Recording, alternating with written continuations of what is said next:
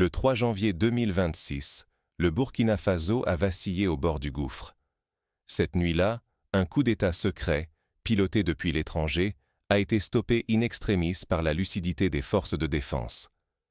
Des complicités insoupçonnées s'étendaient jusqu'au sommet de l'État. Des valises d'argent circulaient dans l'ombre, tandis que des soldats hésitaient entre fidélité et trahison.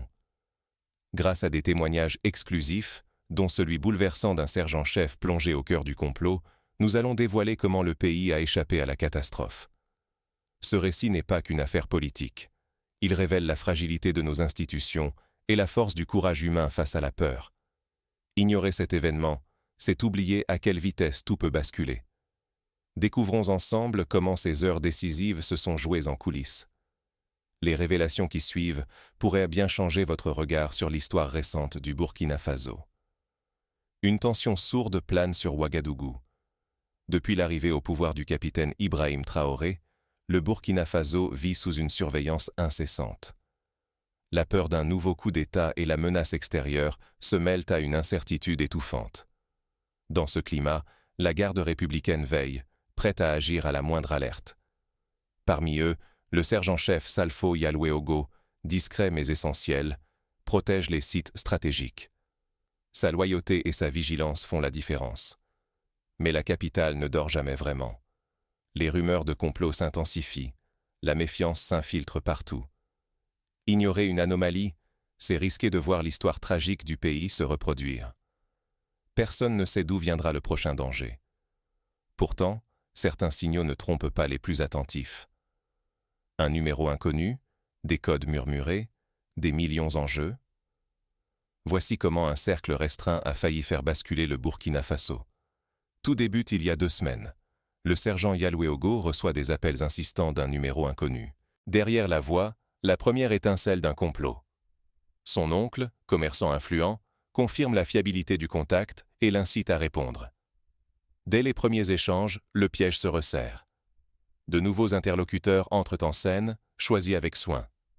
Un réseau se forme, où chaque rendez-vous, chaque mot codé, chaque déplacement est calculé. Le cercle s'élargit. Complices au sein de la garde républicaine, appui venu de l'étranger. Les instructions circulent discrètement, invisibles, sans laisser de traces. Très vite, il s'agit de recruter des hommes sûrs, organiser la logistique, préparer l'action. Au centre, le lieutenant-colonel Paul Arrivé Sandago, figure crainte de l'armée. À ses côtés, L.R. Sakandé, l'opérateur de l'ombre, orchestre la circulation des fonds. Des millions en espèces, venus de l'extérieur, servent à acheter silence et fidélité. Chaque enveloppe, chaque réunion secrète vise un but unique. Renverser le pouvoir en quelques heures. L'argent circule, les hommes se préparent dans l'ombre. Face à cette organisation, un constat s'impose. Sous-estimer un tel réseau, c'est risquer la chute du pays. La nuit du 3 janvier, tout était prêt à exploser. Mais comment la conspiration a-t-elle été découverte alors que tout semblait verrouillé? Les premières failles apparaissent à un moment inattendu. Imaginez, si le complot avait réussi, le Burkina Faso aurait-il plongé dans la guerre civile? Les conséquences auraient été immédiates, brisant la stabilité du pays. Des rues ensanglantées, des familles menacées, une peur extrême s'installant partout. Le pouvoir politique se serait effondré, laissant place à la division et au chaos. Des groupes armés, voire des mercenaires étrangers, auraient profité du vide. Au-delà des frontières, toute l'Afrique de l'Ouest aurait senti l'onde de choc. La violence, l'émigration incontrôlée et l'incertitude auraient forcé l'intervention internationale, sans garantie de succès. Mais la réaction rapide des forces de défense a tout changé. Leur coordination et leur vigilance ont stoppé la catastrophe, évitant que la nuit ne se transforme en cauchemar collectif. Ce soir-là, l'inaction aurait coûté des milliers de vies. Pourtant, soldats et citoyens ont prouvé qu'une nation peut résister, si chacun reste vigilant. Reste une question. Comment empêcher que cette menace ne ressurgisse? Les clés de la résilience nationale résident-elles dans la vigilance ou dans la réforme? Plongeons dans les témoignages de ceux qui ont vécu ces heures décisives. Face aux manipulations et aux intérêts venus d'ailleurs, comment rester unis? C'est la question lancinante au lendemain de cette nuit, où le Burkina Faso a vacillé au bord du gouffre. La lucidité des citoyens et la vigilance des soldats ont tout changé. Sans leur engagement, la tentative de coup d'État aurait pu réussir.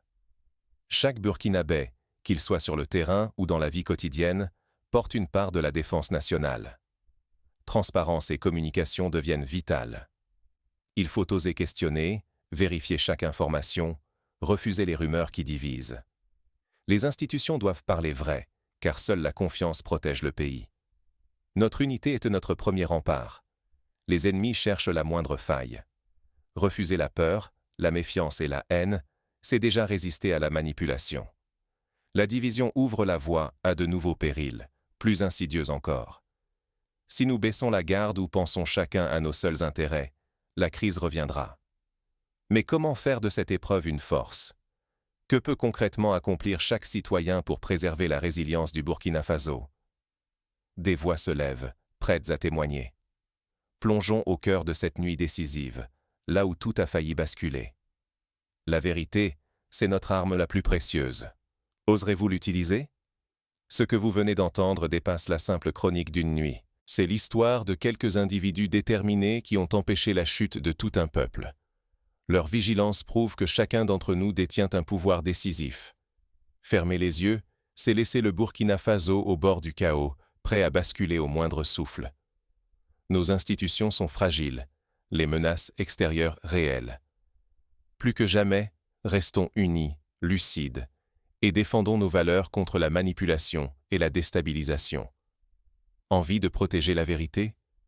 Abonnez-vous, activez la cloche et partagez. Chaque citoyen informé renforce notre première ligne de défense face aux mensonges et aux complots. Merci d'avoir suivi cette enquête. D'autres révélations arrivent, restez vigilants, l'essentiel reste à découvrir.